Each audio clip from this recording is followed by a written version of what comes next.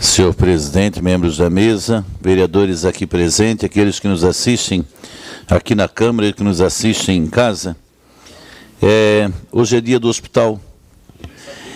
E eu fiquei pensando se eu vou trazer a menção do dia do hospital para o plenário aqui e para quem nos assiste, ou se eu vou deixar passar batido, né, já que normalmente a gente usa a tribuna para fazer a crítica aos hospitais e não para trazer os benefícios dos hospitais.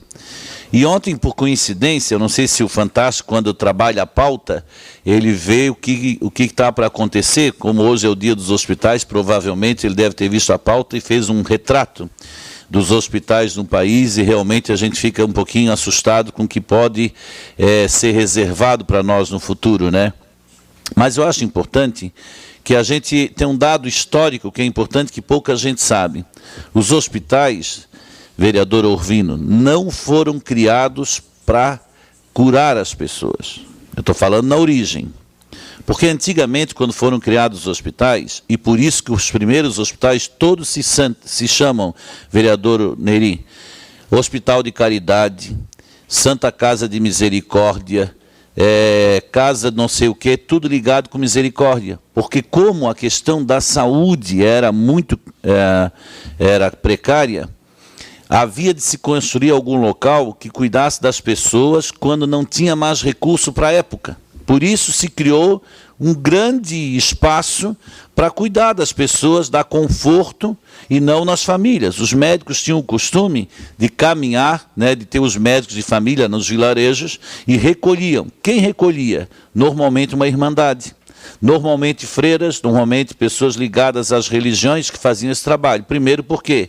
Para as pessoas morrerem com dignidade. Segundo, porque elas não tinham muito medo de estarem expostas àqueles fatores. Depois, é que em função do desenvolvimento dos cuidados, né, de alguns chás que as freiras e o pessoal das outras igrejas faziam, alguns compôs com a população ensinando, alguns pacientes foram melhorando.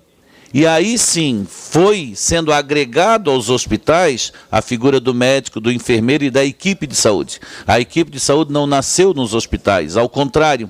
Então é interessante trazer esse dado, porque a gente imagina que alguém um dia criou um hospital, colocou lá médico, enfermeiro, técnico de enfermagem, começou uma história com os hospitais. Não, ele começou na via transversa. Ele começou para ser efetivamente um local onde a gente coloque as pessoas doentes e dê o melhor conforto possível. Ele inverteu o seu papel nesse momento. A situação é delicada, foi o que nós vimos, e não há hospitais suficientes para as demandas estabelecidas. Eu acredito que talvez nós não vamos conseguir um dia chegar a isso, porque as demandas crescem e as pessoas cada vez precisam de melhores atendimentos. E nós precisamos que essa expansão dos hospitais, elas se tornem mais ágeis, né, vereador Neri? Construir um hospital e 30 anos depois não construir um outro hospital, sem sombra de dúvida, vai ter uma defasagem.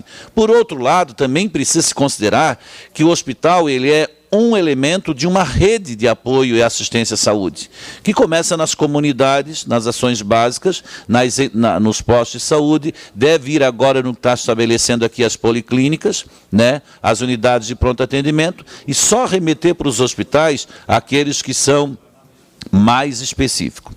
Uma curiosidade, tecnicamente, vereador Neri, os vereadores que nos assistem, um hospital deveria ser implodido depois de 40 anos de uso. Implodido e construído novo. Me perguntam por quê? Porque dentro dos hospitais cresce uns seres que são específicos dos hospitais, que são as bactérias, e elas se desenvolvem, cada vez mais se transformam e se fortalecem, e não há combate suficiente. Por isso há uma grande preocupação com a geração dos antibióticos no mundo, e há quem defenda que nós seremos destruídos por eles. Por isso essa grande preocupação. Então haveria-se de implodir para que todos aqueles seres que habitam ali e nós não enxergamos, eles pudessem ser destruídos e uma nova unidade construída.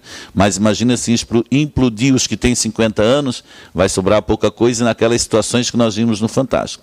Mas destacar o papel dos hospitais, das equipes de saúde, que inverteram a posição, não é mais um colhedor de pessoas para manter a doença ou cuidar nessa fase, sim, restaura e resgata resgata muita gente. A gente tem presenciado um trabalho muito bonito dos hospitais, do Hospital Regional e dos hospitais que estão estabelecidos. A carência é grande, mas existe um trabalho a ser resgatado e eu acho que isso é imprescindível que a gente traga também, né? É fácil nós levantarmos os pontos negativos e levantarmos aquilo que não é feito, mas há de se destacar também o que é de positivo, o que é feito, o que tem avançado e que deve avançar mais e tomara que continue avançando. Também hoje é dia do bombeiro, né? Então vamos falar dos dias todos, dias do bombeiro, que também é um outro profissional que a gente só lembra quando alguém está afogando, ou quando alguém se perdeu na mata, ou quando teve um acidente sério de trânsito, ou quando o fogo pegou na casa da gente. Mas que também surgiu em parece que 1545, ou posterior ali, foi por Dom Pedro, no Brasil, que instituiu a profissão do bombeiro, e desde então tem se destacado nesse papel maravilhoso, e eu queria aí manifestar a nossa homenagem aos bombeiros que prestam esse serviço, muitas vezes de uma maneira extremamente silenciosa, porque eles não levam mérito. Quem leva o mérito é a corporação como um todo, e não a individualidade. São duas menções do dia de hoje. A terceira, dizer que nós protocolamos um projeto para declarar patrimônio municipal intangível alguns eventos. Por quê? Nós temos hoje patrimônio, devemos protocolar amanhã. É um casarão, uma praça, um monumento, mas existem os bens que são intangíveis. E as cidades já têm. São José não tem esse projeto. E isso surgiu muito em função da Festa do Divino, que ela é uma festa de mais de 100 anos, que está na alma e na cultura da população josefense, está na alma e na cultura açoriana, e ela não é declarada patrimônio histórico da coletividade de São José. Então, exatamente buscando resgatar isso, precisa-se antes criar, e por isso são duas leis, uma lei que abra a possibilidade para bens intangíveis serem declarados patrimônio da municipalidade, para depois declarar quais bens intangíveis nós queremos estar incluído e aí colocar a Festa do Divino. Para quem nos assiste, um bem intangível é aquilo que eu não consigo mensurar, ele não é concreto, né?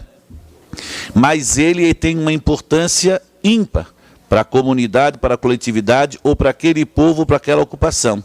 Por isso a Festa do Divino, ela vai ser um segundo projeto que nós vamos propor que ela seja um dos bens intangíveis a serem colocados, mas vai anterior a isso uma lei que vai criar essas condições de nós podermos estar levantando alguns bens intangíveis desde a ocupação da cidade de São José e que tem que se mantido. Essa é uma forma que nós entendemos, vereador Adriano, de sim perpetuar os eventos que se tornaram tradição, mas que tem a ver com a cultura do povo que aqui habita, ou que migrou para cá e tornou tradição e que o tempo tem mantido, uma maneira da coletividade poder dizer da importância desses eventos e o que eles referem, o que eles têm a ver com todas as raízes, todas as histórias, toda a cultura, toda a tradição de um povo. Então, tão logo nós vamos estar apresentando aqui, provavelmente para leitura, e já peço desde já o apoio dos vereadores.